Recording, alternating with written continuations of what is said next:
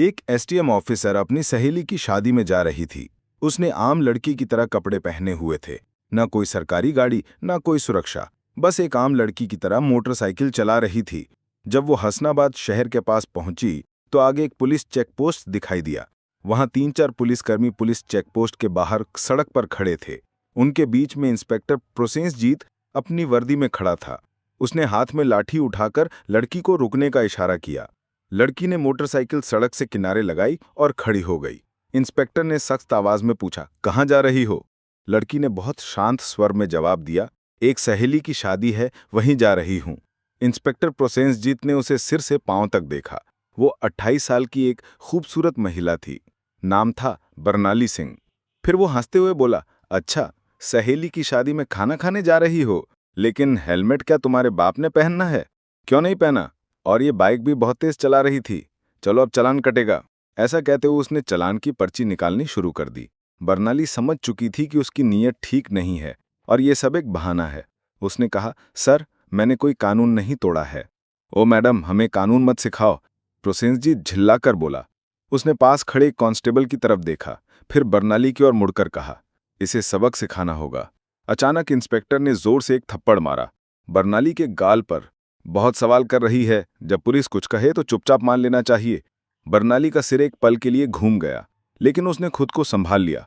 उसकी आंखों में गुस्सा साफ झलक रहा था। इंस्पेक्टर हंसते हुए बोला, अब भी इसकी आंखों में घमंड है। ऐसे कितनों को ठीक कर चुका हूं। इसे अच्छी तरह से सबक सिखाना होगा। एक कांस्टेबल आगे आया और बोला, सर, इसे थाने ले चलते हैं, वहीं इसका इलाज होगा। तब समझेगी कि पुलिस से कैसे बात की जाती है। फिर एक और कांस्टेबल ने बरनाली का हाथ पकड़कर खींचते हुए कहा, चलो गाड़ी में बैठो। बरनाली ने झटके से अपना हाथ छुड़ाया और गुस्से में बोली, हाथ लगाने की कोशिश मत करना, वरना अंजाम अच्छा नहीं होगा। इंस्पेक्टर और भड़क गया। उसने एक और कांस्टेबल से कहा, देखो इसका घमंड। कांस्टेबल आगे बढ़ा, बरनाली का बाल पकड़कर उसे खींचने लगा। बरनाली दर्द से कराह उठी। फिर भी उसने अब तक अपनी असली पहचान नहीं बताई थी। वो देखना चाहती थी कि ये लोग कितनी नीचता तक जा सकते हैं। इसी बीच एक पुलिसकर्मी ने गुस्से में उसकी बाइक पर लाठी मार दी और ऊंची आवाज में बोला, बड़ी आई साधु बनने वाली, अब तुझे खिलौना बना के खेलेंगे। बरनाली सिंह अब अच्छे से समझ चुकी थी कि उसके साथ क्या होने वाला है और ये लोग कितना नीचे गिर सकते हैं। इंस्पेक्टर की आंखों में गुस्सा भरा था। वो जोर से चिल्लाया, तेरे जैसे कई होशियार देखे हैं, पुलिस से पंगा लेगी, आज मजा चखाएंगे। चलो इसे थाने ले चलते हैं, वहां समझ में आ जाएगा। इस समय भी बरनाली सिंह चुप थी। उसने अब भी अपनी पहचान उजागर करने की कोई कोशिश नहीं की। वो देखना चाहती थी कि ये लोग प्रशासन की कितनी बदनामी कर सकते हैं और एक आम नागरिक पर किस हद तक जुल्म ढा सकते हैं। इंस्पेक्टर प्रोसेंसजीत अब खिंच चुका था। उसके सामने एक ऐसी महिला खड़ी थी जिसके कोमल गाल पर थप्पड़ पड़ा था, जिसके बाल खींचे गए थे, जिसे जबरन सड़क पर घसीटा गया था। फिर भी वो एक मूर्ति की तरह शांत खड़ी थी, ना कोई चीख, ना कोई आंसू। इंस्पेक्टर प्रसन्नजीत सोच रहा था, थाने पहुंचते ही देखता हूं इस जिद्दी और घमंडी औरत का इलाज कैसे किया जाए। ये सिर्फ गुस्सा नहीं था, ये वो गुस्सा था जो अंदर ही अंदर सुलग रहा था। चौकी इंचार्ज इंस्पेक्टर हंसते हुए बोला, अब इसकी जबान भी चलने लगी है, चलो थाने, देखेंगे कितनी चलती है इसकी जबान। थाने में घुसते ही इंस्पेक्टर जोर से चिल्लाया, ओए कहाँ गए सब, चाय पानी लगाओ जल्दी, आज एक खास माल आया है। बरनाली सिंह अब भी कुछ नहीं बोली, बस थाने की दीवारों को देखती रही। वो देख रही थी कि ये लोग उन निरीह लोगों के साथ कैसा व्यवहार करते हैं जो कभी आवाज नहीं उठाते। तभी एक कांस्टेबल इंस्पेक्टर प्रसन्नजीत की ओर झुककर फुसफुसाया, क्या केस है सर? इंस्पेक्टर ने हंसते हुए कहा, अरे कुछ भी नहीं, स्पीड ब्रेक करो या हेलमेट का बहाना मारो, जो मन हो लिख दो, बस अनवर करना है और इसका घमंड तोड़ना है, ज्यादा सवाल मत कर। बरनाली सब कुछ सुन रही थी, लेकिन उसकी आंखें अब भी चुप थी, मानो वो चाहती थी कि पुलिस की एक गिरावट खुद उनके ही मुंह से उजागर हो। इंस्पेक्टर कुर्सी पर बैठा, हाथ में पेन लिया और टेबल पर घुमाने लगा। फिर बरनाली की ओर देखकर पूछा, नाम क्या है, कहाँ रहती है, किसकी बेटी है? बरनाली चुप रही। फिर इंस्पेक्टर बोला, सुनाई नहीं देता, नाम क्या है तेरा? लेकिन बरनाली की चुप्पी अब भी पत्थर की दीवार जैसी अडिग। तभी इंस्पेक्टर ने जोर से मेज पर हाथ मारा, इतनी जोर से कि आवाज पूरे थाने में गूंज उठी। फिर गुस्से से चिल्लाया, सुनाई नहीं देता, नाम बता जल्दी। बरनाली ने मुंह घुमाकर शांत स्वर में उत्तर दिया, जी, सुमिता शर्मा। इंस्पेक्टर उसके चेहरे की ओर देखकर हंसते हुए बोला, बड़ी चालाक लड़की है तू। झूठ बोलने में तुझे खासा तजुर्बा है, लेकिन याद रख, ज्यादा होशियारी महंगी पड़ती है। एक भी गलती की तो पछताने का मौका तक नहीं मिलेगा। फिर बरनाली सिंह को जबरदस्ती उस सड़ी हुई हवालात में डाल दिया गया जहां पहले से 2 कैदी मौजूद थे। उनमें से एक कैदी ने बरनाली की ओर देखते हुए पूछा, बहन, तूने क्या गुनाह किया है? बरनाली ने हल्की सी मुस्कान दी, लेकिन कुछ नहीं बोली। अब वो बस देख रही थी ये पूरा सिस्टम कितना सड़ चुका है। अगर एक एसडीओ को बिना वजह अंदर किया जा सकता है, तो आम आदमी की हालत तो सोच पाना भी मुश्किल है। अब वो उस कोठरी के कोने में बैठी थी, सब कुछ देख रही थी, सुन रही थी और हर एक हरकत को समझ रही थी। उधर इंस्पेक्टर प्रसन्नजीत एक झूठी रिपोर्ट बना रहा था। उसने आदेश दिया, इसके ऊपर चोरी और ब्लैकमेलिंग का केस ठोक दो, और फाइल पर हाथ मारते हुए बोला, चलो जल्दी। एक कांस्टेबल ने हिचकिचाते हुए पूछा, लेकिन सर, बिना सबूत? प्रसन्नजीत हंसते हुए बोला, इस थाने में सबूत लाए नहीं जाते, बनाए जाते हैं। कुछ ही देर में एक कांस्टेबल कोठरी में आया और बरनाली के कंधे पर जोर से हाथ मारा। तभी इंस्पेक्टर प्रसन्नजीत ने भी हाथ उठाया ही था कि तभी दरवाजे पर एक भारी कड़क आवाज गूंजी, रुको। सभी लोग घूमकर दरवाजे की ओर देखने लगे। वहां सीनियर इंस्पेक्टर संजय वर्मा खड़ा था। उसकी छवि बाकी अफसरों से कुछ बेहतर मानी जाती थी। उसने अंदर झांका और महिला की हालत देखकर उसके माथे पर बल पड़ गया। उसने सख्त स्वर में पूछा, ये सब क्या हो रहा है? प्रसन्नजीत हंसते हुए बोला, कुछ नहीं सर, एक सड़क की औरत ज्यादा आकर दिखा रही थी, सबक सिखा रहा हूं। अब संजय को शक होने लगा। उसने बरनाली से सीधे पूछा, तुम्हारा नाम क्या है? बरनाली फिर भी चुप रही। प्रसन्नजीत हंसते हुए बोला, देखिए सर, नाम भी नहीं बता रही है। अब संजय पूरी तरह सतर्क हो गया। उसने सख्त आदेश दिया, इसे अलग कोठरी में रखो, अकेले। प्रसन्नजीत चौंक गया, लेकिन सर, संजय ने कठोरता से कहा, मैं खुद इसके पास रहूंगा। उसके आदेश पर बरनाली को एक और अलग कोठरी में ले जाकर बंद किया गया। वो कोठरी पहले वाली से भी ज्यादा बदबूदार और अंधेरी थी। बरनाली ने चारों ओर नजर दौड़ाई। एक कोने में एक टूटी हुई मेज पड़ी थी और पास ही एक जंग लगी लोहे की छड़।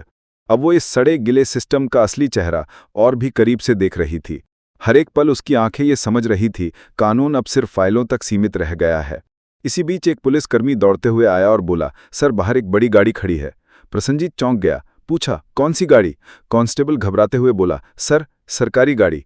प्रसन्नजीत तुरंत बाहर गया। गाड़ी के अंदर झांकते ही उसके होश उड़ गए। वो भागकर वापस आया और धीमी आवाज में बोला, सर। प्रसन्नजीत झुंझलाकर बोला, क्या हुआ? कौन आया है?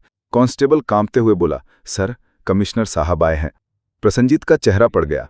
सीनियर इंस्पेक्टर संजय वर्मा भी सतर्क हो गया। अब मामला सीधे ऊपर तक पहुंच गया।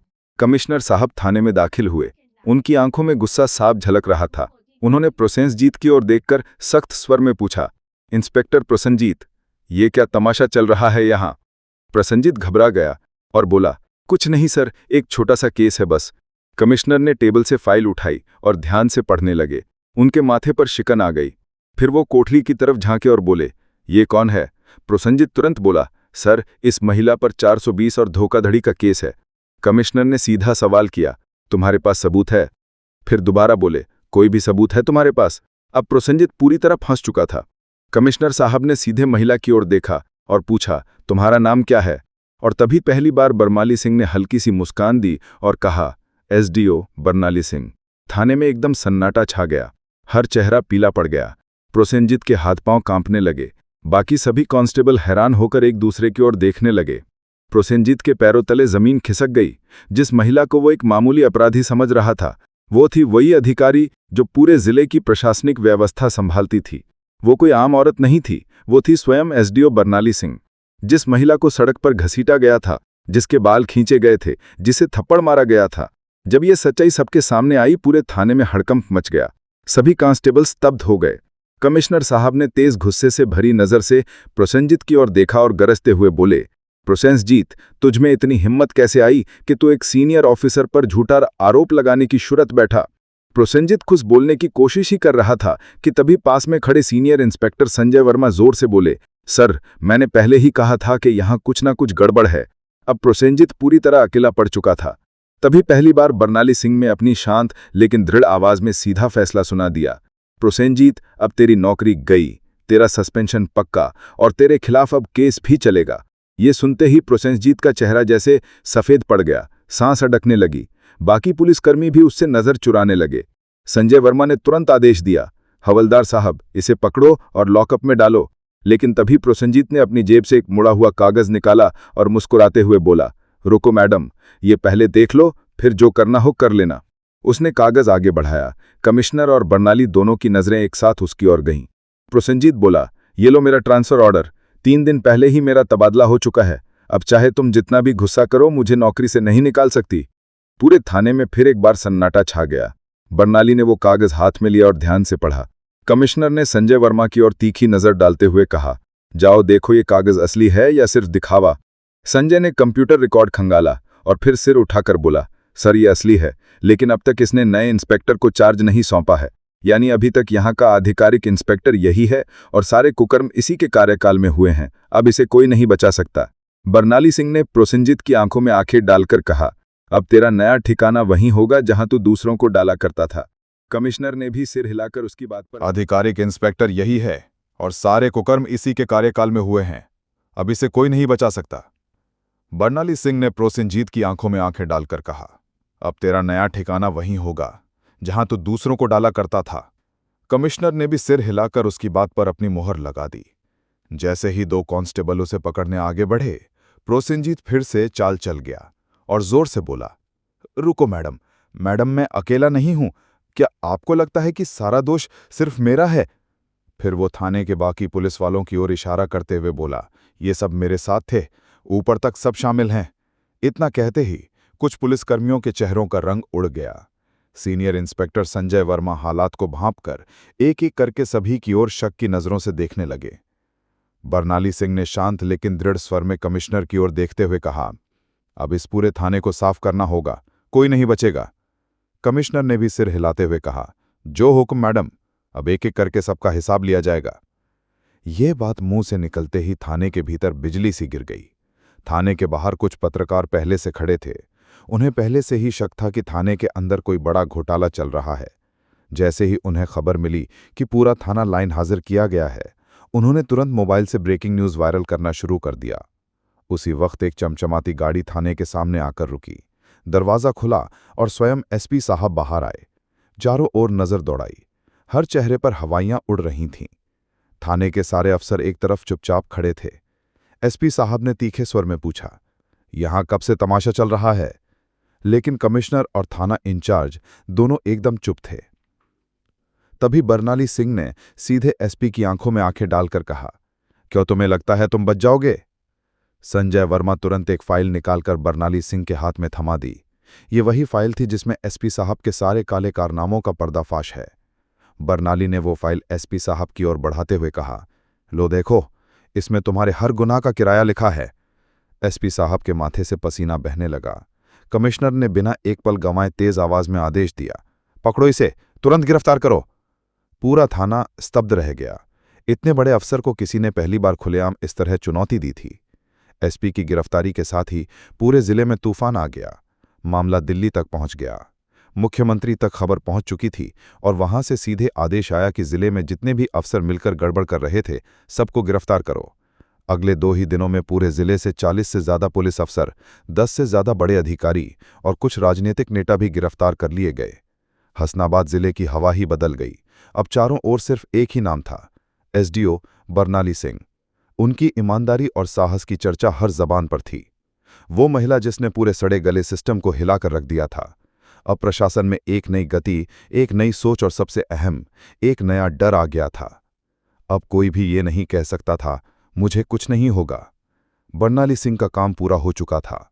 उन्होंने साबित कर दिया था, अगर मन साफ हो, नीयत सच्ची हो, तो पूरा देश भी सुधारा जा सकता है।